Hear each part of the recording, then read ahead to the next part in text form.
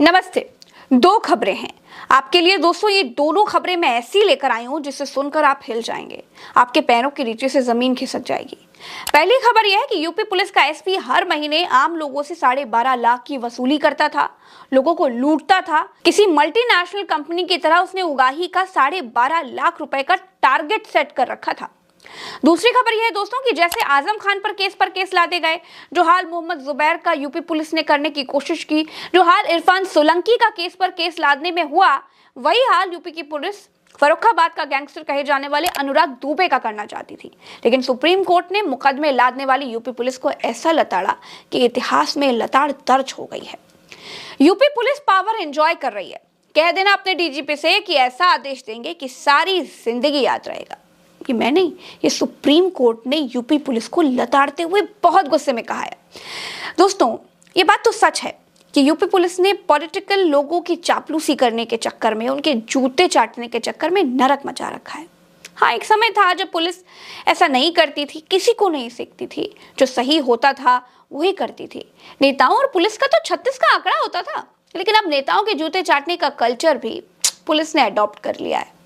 इसीलिए supreme court ने कहा कि यूपी की पुलिस पावर एंजॉय कर रही है।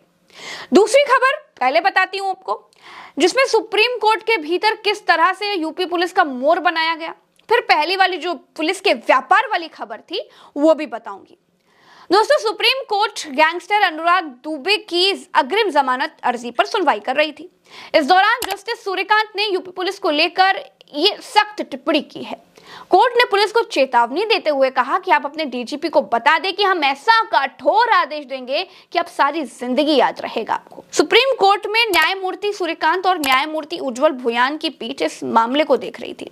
पीठ ने पाया कि अनुराग दुबे के खिलाफ कई एफआईआर दर्ज हैं और उसे डर है कि अगर वो जांच के लिए कोर्ट में पेश हुआ तो उसके खिलाफ एक और नया मामला दर्ज कर दिया जाएगा। कोर्ट ने कहा कि अदालत के बिना परमिशन के पुलिस आरोपी को हिरासत में नहीं ले सकती। यूपी राज्य की पैरवी कर रहे वरिष्ठ अधिवक्ता राणा मुखर्जी ने कोर्ट को बताया कि अदालत के पिछले आदेश के बाद याचिकाकर्ता को नोटिस भेजा गया था, लेकिन वो जांच अधिकारी के सामने पेश नहीं हुआ। इसके बजाय उसने एक हलफनामा भेजा। इस पर जस्टिस सूर्यकांत ने कहा कि याचिकाकर्ता शायद इस डर में जी रहा है कि यूपी पुलिस उसके खिलाफ एक और झूठा मामला दर्ज कर देगी। वो शायद इसलिए पेश नहीं हो रहा होगा क्योंकि उसे पता है कि आप कोई और झूठा केस दर्ज करके उसको गिरफ्तार कर लेंगे। कोर्ट ने कहा कि हम सिर्फ ये बता रहे हैं कि आपकी पुलिस किस खतरनाक क्षेत्र में घुस गई है और उसका मजा ले रही है। सत्ता से कौन चूकना चाहेगा? आप पुलिस की सत्ता संभाल रहे हैं, अब आप सिविल कोर्ट की सत्ता संभाल रहे हैं और इसलिए आप मौज मस्ती कर रहे हैं। न्यायमूर्ति बोयान ने मुखर्जी से पूछा कि अनुराग दुबे को पेश होने के लिए कैसे कहा गया था। वकील ने जब उन्हें बताया कि पत्र भेजा गया था तो पीठ ने टिप्पणी की कि आजकल तो सब कुछ डिजिटल हो गया है। उन्होंने पुलिस को सुझाव दिया कि दुबे के मोबाइल पर एक संदेश भेजा जाए, इसमें विवरण दिया जाए कि उन्हें कहां पेश होना है। साथ ही एक चेतावनी भी दी कि पुलिस स्वयं दुबे को गिरफ्तार नहीं करेंगे। न्यायमूर्ति कांत ने कहा उसे जांच में शामिल होने दें, लेकिन उसे गिरफ्तार न करें। और अगर आप सच में ऐसा सोचते हैं कि किसी खास मामले को लेकर गिरफ्तारी होनी जरूरी है तो आइए और हमें बताइए कि ये कारण है। लेकिन अगर पुलिस अधिकारी ऐसा करेंगे तो हम न सिर्फ उन्हें निलंबित करेंगे बल्कि उन्हें कुछ और भी खोना पड़ेगा। अखिलेश यादव ने इस मसले पर कहा कि भाजपाई जान ले, सत्ता औरों की सेवा के लिए होती है, स्वयं के आनंद के लिए नहीं। दोस्तों, इतना ही नहीं, मैंने आपको जो पहली खबर बताई थी उसकी डिटेल यह है कि यूपी के चंदौली में एक कांस्टेबल था अनिल सिंह। उसने 2021 में एक शिकायत की थी कि उसका एसपी अमित कुमार किसी कंपनी की तरह जनता को लूटकर अपना टारगेट पूरा करता है। हर महीने 12.5 लाख की वसूली करता है। उसके बाद एसपी ने कांस्टेबल को बर्खास्त कर दिया और एसपी अपनी मौज में रहा।